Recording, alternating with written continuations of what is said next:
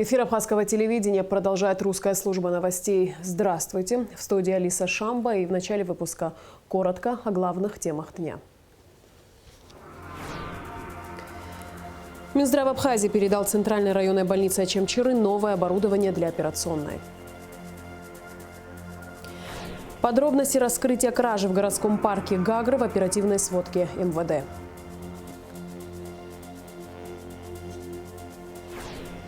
Премьера драматической истории любви, страсти и вражде в постановке Абхазского молодежного театра.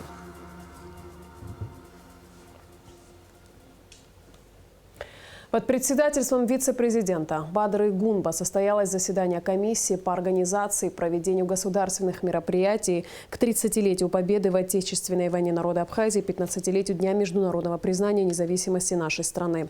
Был рассмотрен проект плана мероприятия, а также расходы на их организацию. Как известно, на эти цели заложено 150 миллионов рублей, 147 из которых уже приняты на реализацию. На заседании также обсудили закон о ветеранах, согласно которому с 1 января следующего года будет увеличен размер выплат на 2000 рублей. Кроме того, 4 категории семей погибших получат ко Дню Победы единовременные выплаты в размере 20 тысяч рублей на каждого члена семьи.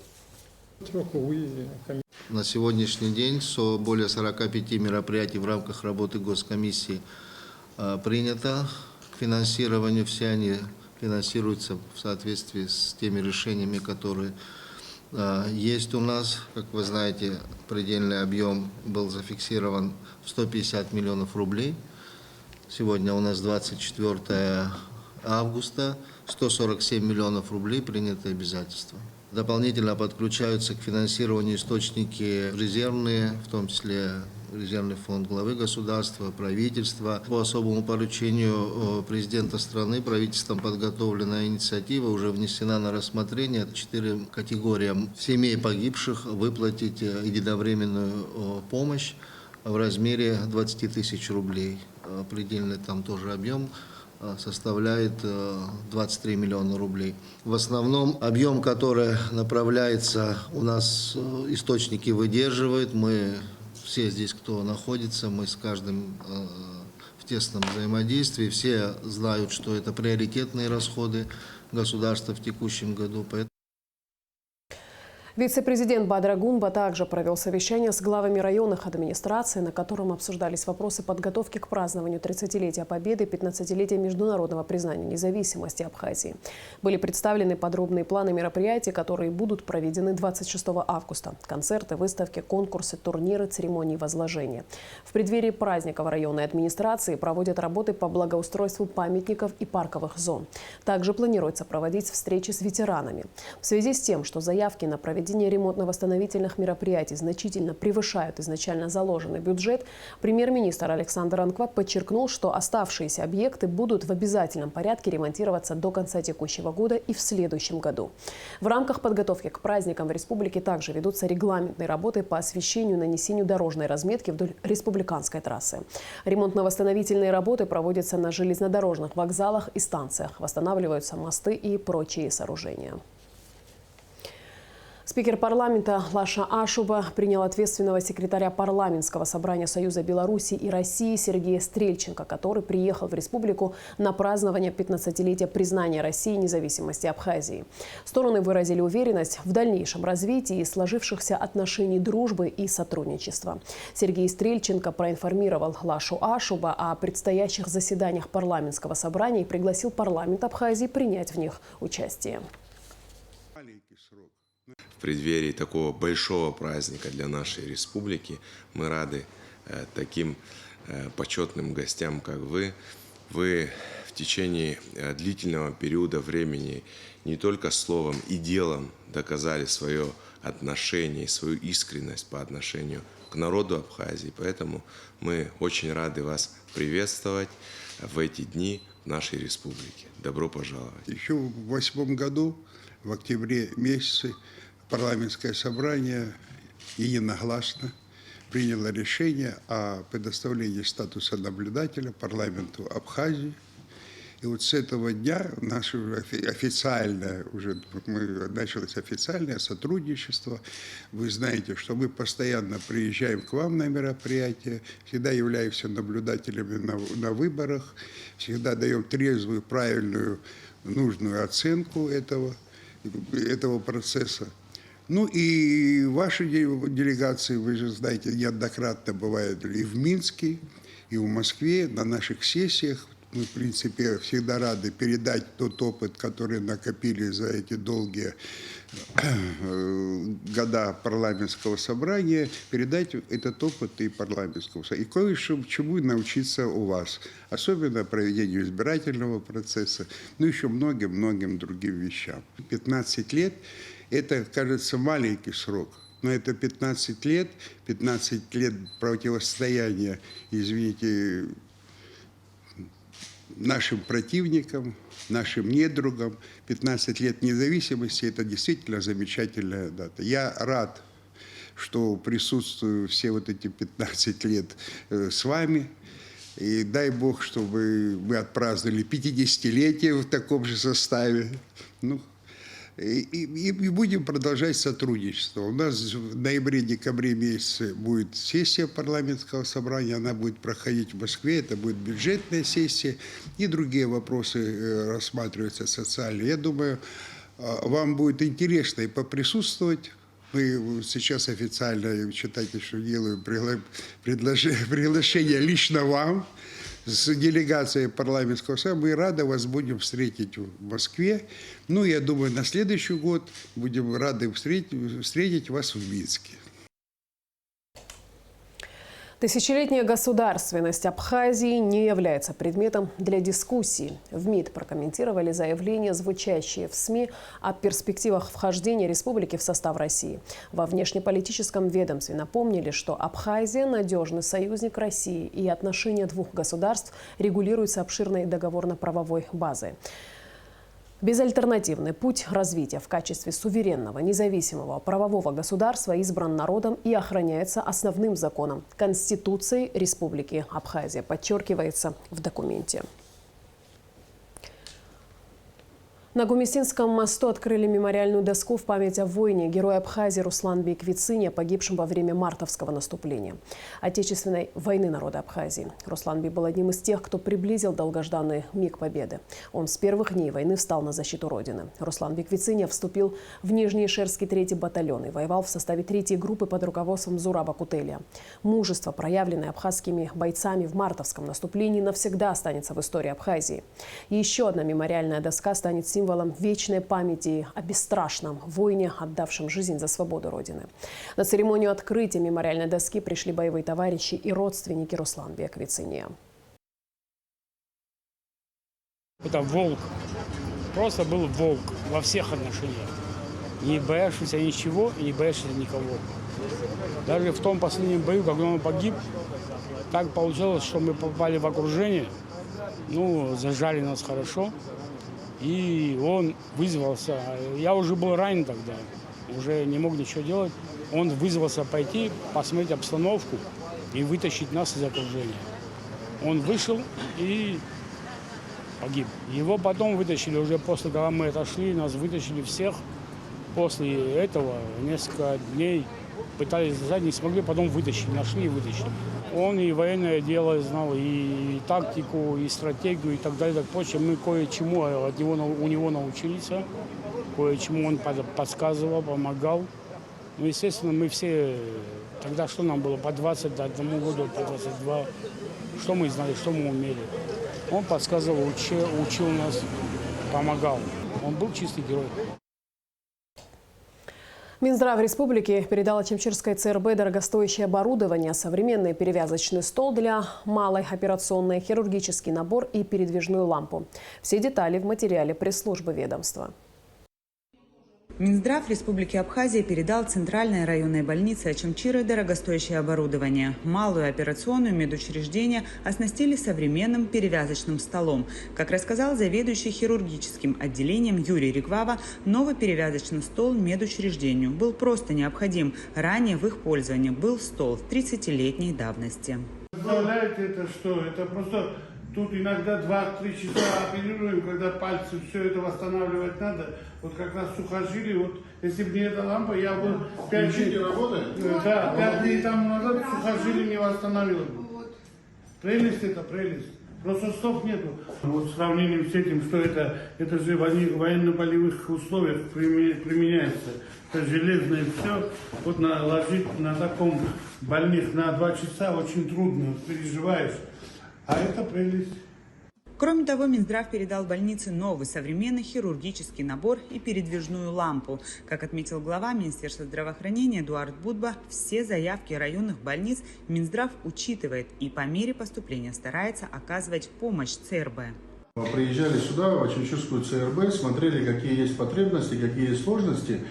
И Мадонна Карвена показала нам вот этот старый перевязочный стол, отсутствие инструментов, которые были на должном уровне. Мы переговорили, написали список. Вот сейчас это оборудование пришло. Вы видите, все новое, все абсолютно достойного, хорошего качества. И все те потребности, которые есть в Ачимчирской больнице, они будут Минздравом поэтапно реализовываться. Понятно, что хочется сделать много, но это все финансово емкие процессы. И поэтапно, Мадонна Карвена, как мы с вами проговаривали, мы будем стараться уделять максимум внимания нашей Ачимчирской центральной районной больнице. Существенную помощь Минздрав оказал родильному отделению Ачимчирской районной больницы. Так в родзал передан сухожаровой шкаф для стерилизации инструментов, существенно облегчивший работу врачей.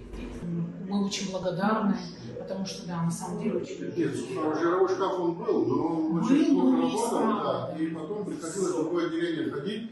Пациенты, которые здесь находились, они точно стерильным это безусловно. Но просто сейчас облегчило, что новые именно в отделении стоят. Еще одна проблема, с которой сталкивались акушеры и гинекологи Ачимчирской больницы, это отсутствие КТГ – аппарата, который регистрирует частоту сердечных сокращений плода.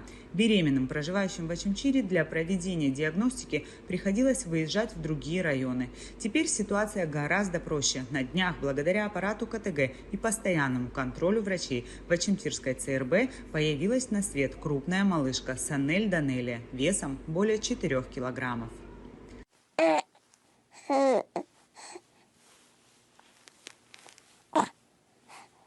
В ходе визита в район министр Будба ознакомился с общим положением дел в ЦРБ, пообщался с пациентами и обещал оказывать содействие в оснащении Ачимчирской районной больницы. Сотрудники МЧС спасли упавшую в обрыв россиянку. Несчастный случай произошел вечером 22 августа. 28-летняя Сабина Михайлова упала с 10-метровой высоты в обрыв в селе Верхняя Шера Сухумского района. Спасатели спустились в обрыв, обезболили пострадавшую, транспортировали ее на носилках до дороги и передали медикам, которые доставили ее в республиканскую больницу. Коммерческие банки Абхазии получили возможность внедрять мобильные приложения. Об этом сообщается на сайте Нацбанка. Реализован проект по онлайн-взаимодействию процессингового центра с автоматизированными системами банков-участников абхазской платежной системы АПРА. Реализация данного проекта позволит банкам Абхазии предоставлять своим клиентам новые сервисы, такие как дистанционное банковское обслуживание с использованием мобильных устройств. Транспортные заторы на российско-абхазской границе сохраняются до конца сентября, сообщает пресс-служба Краснодарской таможни по городу Сочи. На данный момент пропускная способность на российско-абхазской границе превышена более чем в 7 раз по сравнению с допустимой проектной мощностью. При этом к выходным машин на пункте досмотра становится еще больше. Как отмечают в таможне, в этом году туристический поток бьет все рекорды. В сутки через российско-абхазскую границу проходят до 70 тысяч человек, проезжают 11 тысяч автомобилей. В Центральном парке Гагры по горячим следам раскрыта кража. Подробности в оперативной съемке МВД. Кража в Центральном парке города Гагра по горячим следам раскрыта сотрудниками уголовного розыска районного управления внутренних дел. Задержан подозреваемый Пачули Роман Нударевич, 1974 года рождения, проживающий в городе Ткварчал. При личном досмотре у мужчины изъят рюкзак, ранее похищенный у заявительницы, в котором находились документы и банковские карты потерпевшей, а также денежные средства. Отделом дознания УВД по Гагрскому району по признакам преступления, предусмотренного пунктом В частью 2 статьей 155 Уголовного кодекса Республики, в отношении данного лица возбуждено уголовное дело. Гражданин Пачулья заключен под стражу.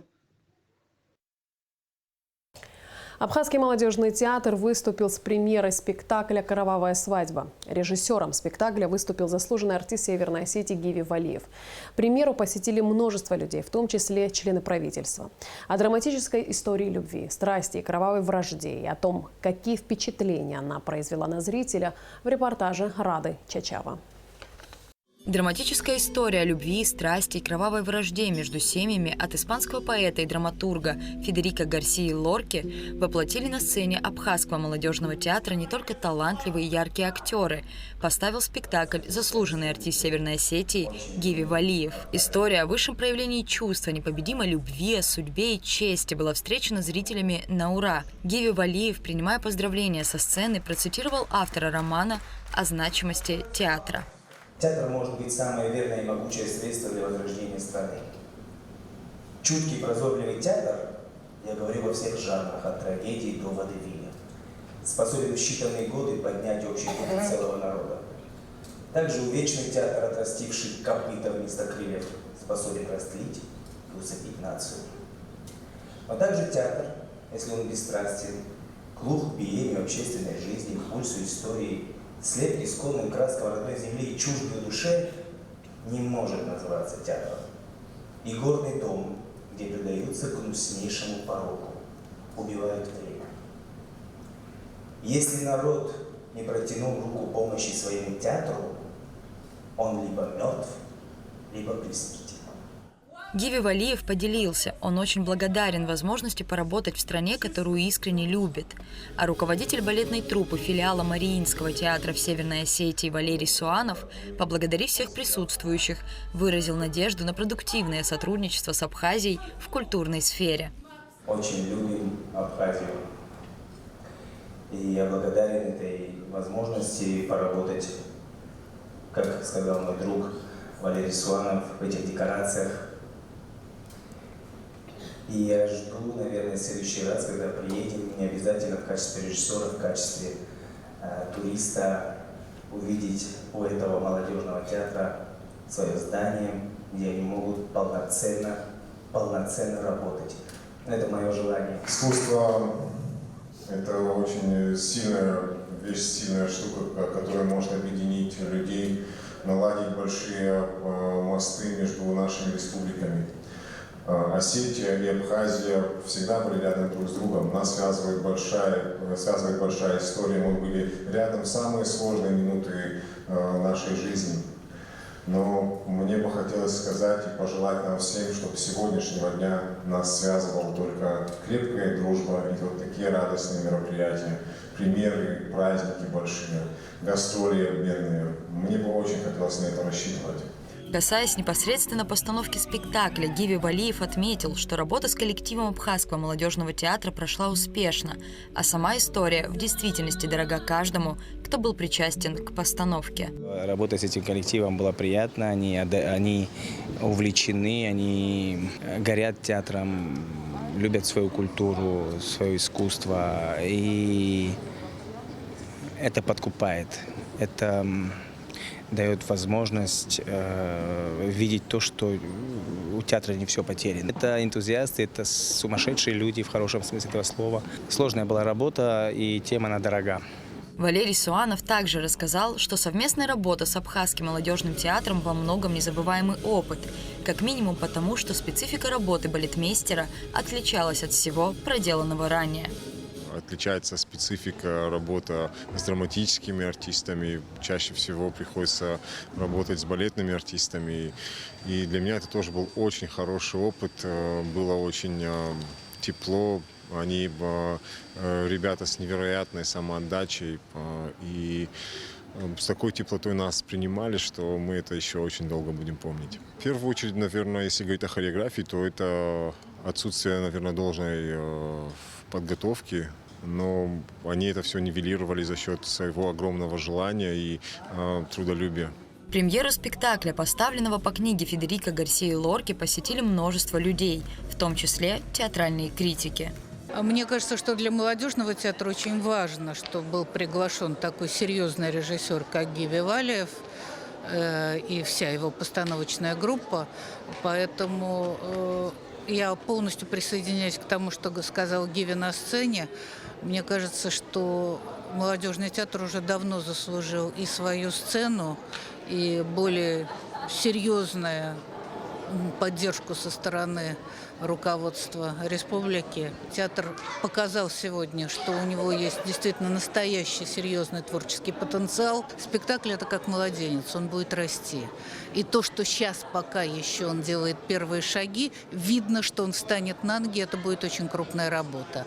Но пока еще не все сложилось до конца. Но он сделанный спектакль, он серьезный, он глубокий, он действительно трагический по своему потенциалу. «Кровавая свадьба» рассказывает о самых глубинных и ярких чувствах, о необъятной всемогущей любви, о чести и достоинстве, об искуплении и мести, о традициях, о смерти. В постановке Абхазского молодежного театра драматическая и в чем-то трагичная история раскрывается с самых неожиданных и интересных сторон и определенно стоит того, чтобы быть увиденной и прочувствованной. Рада Чачава, Сария Кварацхелия, Михаил Братухин, Абхазское телевидение. И в завершении выпуска прогноз погоды.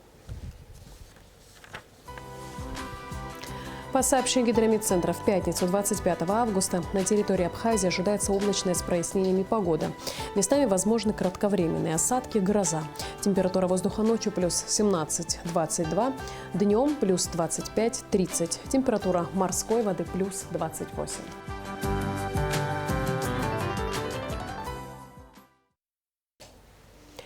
На этом наш выпуск завершен. Всего доброго и до встречи в эфире.